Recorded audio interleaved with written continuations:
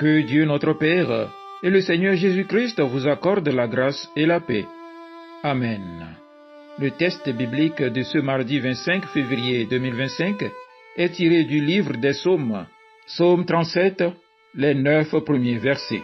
Le thème de ce jour est le suivant: aie confiance en Dieu et ne te préoccupe pas des méchants qui prospèrent. Prions. Seigneur, ouvre nos cœurs et nos pensées à ce que tu veux nous enseigner aujourd'hui à travers les Écritures. Amen. Psaume 37, les 9 premiers versets. Ne t'irrite pas contre les méchants, n'envie pas ceux qui font le mal, car ils sont fauchés aussi vite que l'herbe, et ils se flétrissent comme le gazon vert. Confie-toi en l'Éternel, et pratique le bien. Aie le pays pour demeure, et la fidélité pour pâture. Fais de l'Éternel tes délices, et il te donnera ce que ton cœur désire. Recommande ton sort à l'Éternel, mets en lui ta confiance, et il agira. Il fera paraître ta justice comme la lumière, et ton droit comme le soleil à son midi. Garde le silence devant l'Éternel, et espère en lui.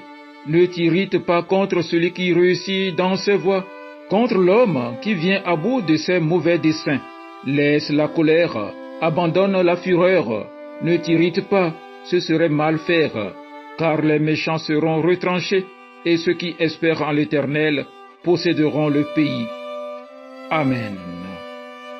Bien-aimés dans le Seigneur, le psaume 37, les 9 premiers versets, est un passage riche en enseignements spirituels.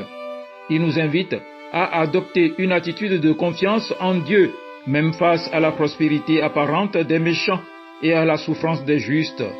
Le psaume commence par une invitation à ne pas nous laisser envahir par la jalousie face au succès des méchants.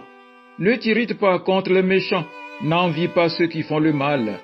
La prospérité des injustes est souvent temporaire, comme l'herbe qui pousse rapidement, mais elle se fane tout aussi vite.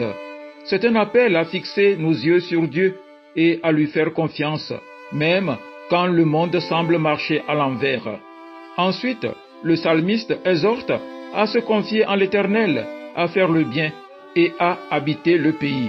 Cela signifie que nous devons continuer à faire ce qui est juste et bon, sans chercher à obtenir de récompenses immédiates. En nous abandonnant à Dieu, nous lui permettons de guider nos pas. Le verset 5 nous rappelle que nous devons mettre notre voie entre les mains de Dieu et il agira. Cela nous rappelle que nous ne sommes pas seuls dans nos efforts pour vivre selon la volonté divine.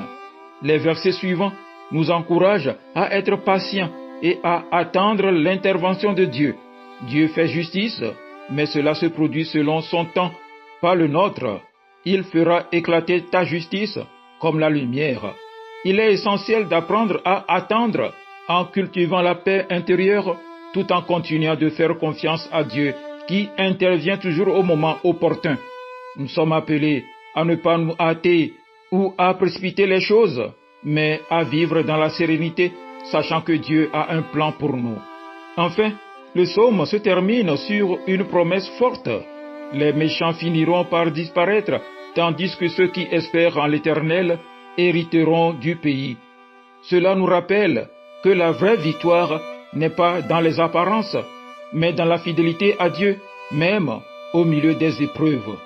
Chers frères et sœurs, ce psaume nous invite à remettre notre confiance en Dieu, à faire le bien sans attendre de récompenses immédiates, à être patient et à laisser Dieu agir à sa manière et en son temps. L'attente et la confiance en Dieu sont essentielles, car au final, c'est lui qui rendra justice et qui bénira ceux qui lui sont fidèles.